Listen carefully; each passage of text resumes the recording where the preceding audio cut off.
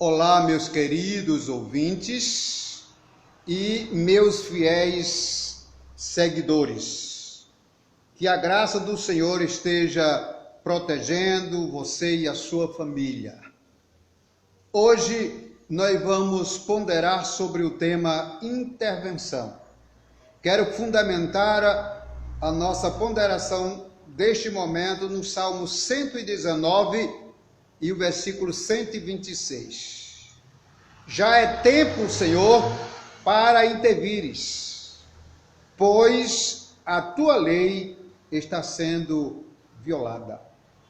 Intervenção, não uma intervenção política ou militar, mas o agir sobrenatural de Deus, a intervenção divina. Em que época foram escritas, ou ditas, ou declaradas essas verdades do Salmo 119 e 126? Provavelmente durante ou após o cativeiro babilônico, em 598 a.C. Aquele povo, aquela geração, já tinha conhecimento da verdade, da lei, dos princípios de Deus. Mas mesmo conhecendo a Tora, a lei sagrada, optaram por não obedecer. E as consequências nefastas, desgraçadas, infelizes daquela escolha ou daquela opção, trouxe sobre eles a manifestação do juízo de Deus, ou seja, a intervenção de Deus. Já é tempo, Senhor, de intervires, porque a tua lei está sendo violada. O que é a lei? Nesse texto, porque a tua lei está sendo violada. O que significa, o que quer dizer? Podemos dizer o seguinte: a lei de Deus aqui pode se referir à Torá, o livro sagrado dos judeus. A lei de Deus aqui, no contexto geral, pode se referir às leis, os preceitos, os mandamentos, as alianças, as diretrizes. E quando essas normas, essas diretrizes ou leis eram respeitadas, eram acatadas, eram obedecidas, o povo prosperava, o povo era abençoado. Mas quando essas leis, esses princípios, essas diretrizes ou normas divinas são desrespeitadas, são anuladas, são violadas, são anarquizadas, as consequências são, digamos assim, incomparáveis. São incomparáveis. Deus tem que se intervir. E Deus se interveio em várias situações no mundo anterior a este nosso. E ainda hoje Deus se intervém. A intervenção de Deus, meus queridos, é a ação dele restringir, é a ação dele impedir, é a ação dele se interpor nos atos, nos planos, nas ações dos malfeitores, dos iníquos, dos injustos, dos corruptos, dos cruéis, dos atrozes e dos desumanos, para trazer de volta a paz e a alegria ou satisfação à humanidade. Queremos mostrar rapidinho algumas ocasiões ou momento em que houve a intervenção de Deus. No jardim do Éden, com o primeiro casal, Adão e Eva desobedeceram as normas de Deus. E o que aconteceu? Deus os expulsou do jardim do Éden. Deus os tirou do jardim do Éden. Na época de Noé, Deus estabeleceu Noé como o seu mensageiro, como o seu missionário, como o seu atalaia para avisar o povo. Mas o povo se rebelou contra Noé, chamando ele até de velho caduco. Mas quais foram as consequências? O dilúvio. Um dilúvio devastador que rompeu toda a terra. época em que podemos ver a intervenção de Deus, no caso de Sodoma e Gomorra, nós sabemos, todos nós conhecemos a história daquelas duas cidades. Aquelas cidades, Sodoma e Gomorra, eram dominadas por homens pervertidos, por homens imorais, indecentes, que tentaram abusar dos próprios anjos, que foram avisar a Ló. E o que aconteceu com Sodoma e Gomorra, queridos? Deus destruiu com fogo.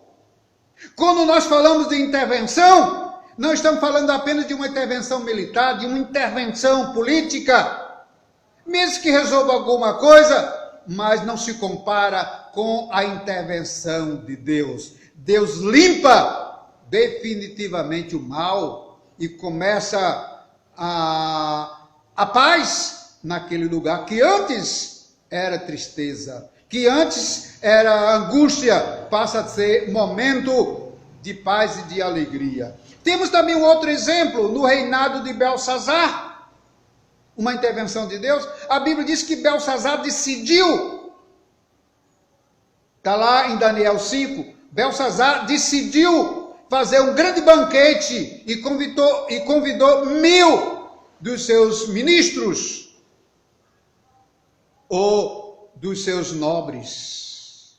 Naquela festa de orgia, de profanação, naquele bacanal, a Bíblia diz que ele mandou buscar as taças, os utensílios sagrados do templo, para ser usado ali, naquela festa de bacanal. E a história diz que naquele mesmo momento, aquele ambiente de festa, numa parede caiada, aparece o dedo de Deus escrevendo a sentença de Belsazar, onde Deus reprovou aquele rei. É assim que Deus faz, é assim que Deus se intervém, a intervenção de Deus. Ainda temos o exemplo do Egito, no reinado de Faraó, quando o Faraó desrespeitava ou desrespeitou as leis, as normas de Deus, fazendo do povo de Deus seus escravos e maltratando aquele povo. E a Bíblia diz que Deus puniu o Faraó com aquelas famosas 10 pragas, que todos vocês conhecem. Mas temos outros exemplos, 2 exemplos interessantes, que você tem que gravar na sua mente. O primeiro aqui é, quando o mundo é devastado pelos furacões, pelos vulcões, os terremotos, os maremotos, os tornados, é a natureza reclamando, é Deus falando, é Deus agindo, é Deus se intervindo. Também um exemplo, quando as populações do mundo foram, podemos dizer assim, verdadeiramente assoladas por vírus e bactérias altamente contagiosas e mortais. A exemplo, a peste negra, segundo é considerada pela história mundial, foi a maior epidemia da história da humanidade na Idade Média, no século XIV. Hoje nós temos o exemplo da pandemia do coronavírus, que segundo a Organização Mundial da Saúde, em maio de 2020, já tínhamos mais de 300 mil pessoas mortas. É a intervenção de Deus. Quando nós falamos de intervenção, não estamos nos referindo apenas à intervenção política ou à intervenção militar. Estamos falando do agir sobrenatural de Deus.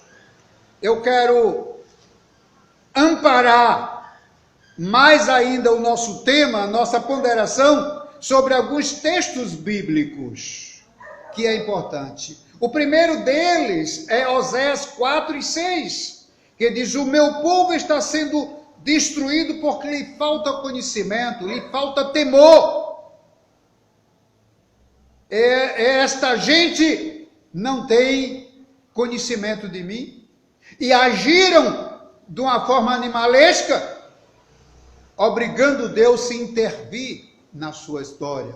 Nós temos também Osés 4, de 1 a 3, que diz: o Senhor tem uma contenda com os habitantes da terra, porque na terra não há verdade, não há bondade, não há amor, não há conhecimento de Deus.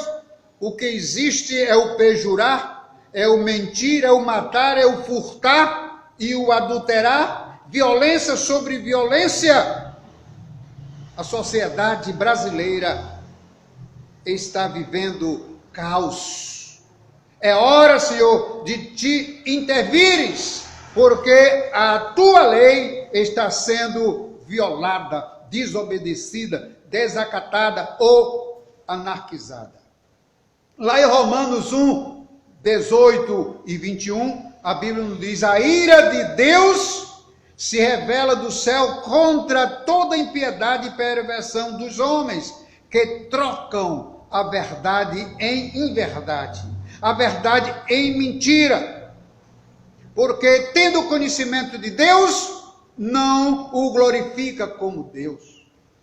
Pouco ou muito, querido, toda a humanidade, todas as pessoas, até os ateus, têm conhecimento de Deus.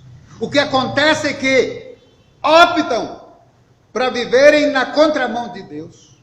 E Deus fez o homem com livre-arbítrio e deixa eles fazerem o que quiserem. Mas preparem-se que as consequências virão.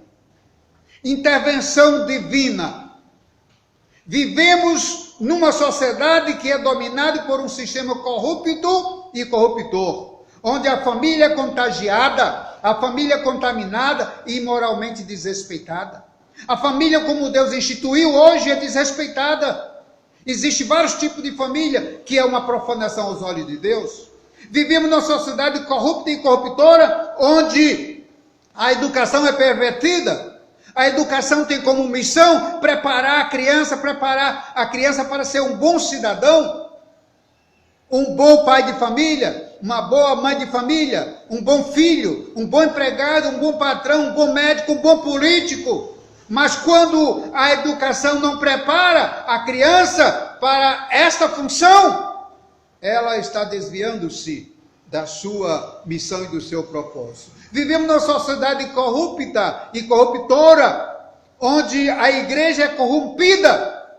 A igreja é a agência do reino dos céus. A igreja está no mundo como atalaia de Deus, para avisar a humanidade, para pregar, para mostrar para a humanidade como é que nós podemos viver uma vida na companhia, na direção, com a presença de Deus, e vivermos vidas e dias felizes e abençoados. Mas quando a igreja é corrompida, quem vai falar, quem vai avisar, quem vai proclamar a verdade? Tudo que é bom, tudo que Deus criou, o homem tende a corromper. Vivemos numa sociedade em que a política também é corrompida. A política não corrompe ninguém. Me perdoe quem acredita nisso. A política não corrompe ninguém. É o homem quem corrompe a política e o poder. O instrumento que o diabo, que Satanás usa para corromper e inutilizar as instituições, atrapalhar a obra de Deus neste mundo, chama-se o ser humano. Porque a Bíblia diz que quando nós somos desprovidos do conhecimento, do temor de Deus, a nossa mente, a nossa vida se tornam oficinas de Satanás. Acreditem nisto. Queremos concluir neste momento dizendo que, baseado em Provérbios 29:2, quando os justos governam, o povo se alegra. Mas quando os ímpios, os corruptos, governam, a Bíblia diz que o povo geme. A sociedade brasileira está gemendo há tempo. Está gemendo há tempo. Quando Deus quis escolher um líder para dirigir o povo de Israel, ele falou para Moisés o seguinte: ponha-nos sobre este povo um homem de verdade, que teme a Deus e que aborreça a corrupção e a avareza. Queridos, Deus está vendo que a mentira, que o roubo, que o furto, que a corrupção, que a depravação, que a perversão, que todo tipo de maldade está permeando o Brasil, está invadindo o Brasil, está dominando o Brasil. E Deus vai se intervir nessa nação. Deus ama o brasileiro, Deus ama o Brasil, e o Brasil é uma obra das mãos de Deus, e Deus vai se intervir. Os corruptos que se preparem, está na hora e Deus vai agir. Estamos vivendo os últimos minutos do relógio de Deus, e a Bíblia diz que Deus está triste, Deus tem uma contenda contra os habitantes dessa terra, por causa da mentira, do roubo e do furto. Somos muitas vezes cúmplices. Não podemos ser eleitor cúmplice, temos que ser eleitores sábios, que temem a Deus, que façam a vontade de Deus em qualquer que seja as circunstâncias.